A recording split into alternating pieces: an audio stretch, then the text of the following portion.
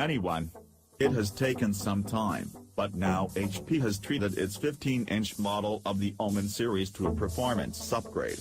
A Kaby Lake CPU and Pascal-generation Nvidia graphics card have put fresh wind in its sails, but has it been worth the wait?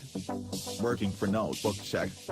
Last time, it took the manufacturer 1.5 years to present a decent update. Since then, another year has gone by and HP has now launched a gaming laptop which is mostly directed at occasional gamers. Nothing has changed on the outside and the manufacturer has focused on giving the device a performance upgrade. The Skylake processor has been replaced by the more up-to-date Kaby Lake processor, and the Maxwell-based GeForce GTX 965M had to give way to a modern GeForce GTX 965M based on Pascal architecture.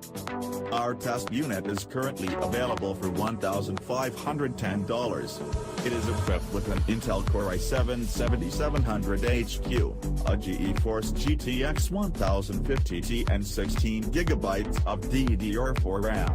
HP has also gifted the Omen 15 tons, 2017, with a 256GB SSD and an additional 1TB